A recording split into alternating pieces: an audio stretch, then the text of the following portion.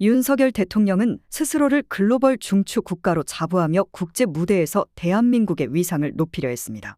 그러나 이번 G7 정상회의 초청 명단에서 제외되면서 그 자부심은 무색해졌습니다. 이탈리아의 조르자 멜로니 총리가 주최한 이번 회의에서는 아프리카, 중동, 남미 등 다양한 지역의 국가들이 초청되었지만 한국은 전혀 초청받지 못했습니다. 대통령실은 이탈리아의 이민 문제에 초점을 맞춘 선택이었다고 변명했지만 다른 아시아 국가들이 포함된 것을 보면 이는 설득력이 부족합니다. 윤석열 정부는 2020년 이후 3번이나 G7 회의에 옵서버로 초청받았던 이력을 자랑하며 G7 플러스 외교를 강조해 왔음에도 불구하고 이번 회의에서 철저히 배제되었다는 것은 국제사회에서 한국의 위상이 하락하고 있다는 명백한 신호입니다. 영상 시작 전에 좋아요 버튼을 눌러주시고 채널 구독도 부탁드립니다. 윤석열 대통령이 중앙아시아의 투르크메니스탄, 카자흐스탄, 우즈베키스탄을 국빈 방문하는 동안 미국과 프랑스, 독일을 포함한 주요 선진 7개국 G7 정상들이 이탈리아 동남부 풀리아보르고 에냐 리조트에 모였습니다. 이 자리에는 또한 이번 정상회의 의장국인 이탈리아의 조르자 멜로니 총리의 초청을 받아 아프리카를 포함한 주요 대륙의 지역 강국들이 대거 참석했습니다. 하지만 틈만 나면 글로벌 중추 국가를 내세운 윤석열의 한국이 아예 초청도 받지 못했다는 점이 더욱 문제입니다. 더불어민주당 등 야권은 이를 외교 실패라고 비판하며 대통령실의 해명을 궁색한 변명으로 일축했습니다.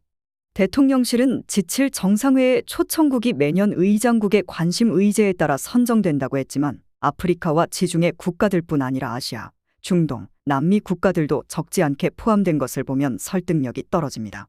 이번 회의에서 논의된 우크라이나 지원, 이스라엘의 가자 전쟁, 중국의 과잉 생산 문제, 인도, 태평양 문제, 생성형 인공지능의 위험 및 관리와 관련한 국제 협력 등을 고려하면 윤 대통령의 공언대로 글로벌 중추 국가라면 한국은 초청받았어야 마땅합니다. 윤석열의 한국이 매사 미국과 일본을 추종하다 보니 급속도로 자기 목소리를 잃고 있습니다. 이 때문에 의장국 이탈리아는 한국을 세계 질서를 논의하는 자리에 굳이 따로 초청할 필요를 못 느꼈을 가능성도 있습니다. 또 다른 외교적 실패 사례도 있습니다.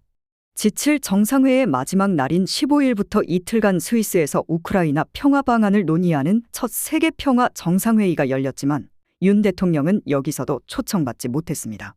윤석열 대통령의 외교적 무능함은 이번 사건을 통해 여실히 드러났습니다.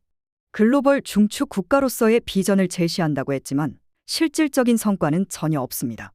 국제적으로 중추적 역할을 수행하려는 그의 주장에도 불구하고 한국은 주요 글로벌 회의에서 초청받지 못하고 있습니다. 이는 한국이 세계에서 얼마나 무시당하고 있는지를 보여주는 예로 윤석열 정부의 외교 전략과 리더십에 대한 신뢰를 크게 흔들고 있습니다. 지난 20대 대선에서 국민의힘 소속 윤석열 후보는 역대 선거 중 가장 박빙의 차이로 더불어민주당 이재명 후보를 누르고 대통령에 당선되었습니다. 하지만 취임 이후 윤 대통령의 행보는 많은 이들에게 우려를 낳고 있습니다. 그는 한때 카리스마 있는 검찰총장이었으나 대통령 취임 후 보여주는 행동은 60년대 개발 독재 시대의 박정희 정권이나 군사 반란으로 정권을 장악한 전두환 정권을 연상시키고 있습니다. 윤석열 대통령의 국정 운영 스타일은 일관성이나 정체성이 없으며 포퓰리즘 정치로 국민의 신뢰를 파괴하고 있습니다. 그는 민주주의를 사실상 소멸시키고 민생을 거덜내고 있습니다.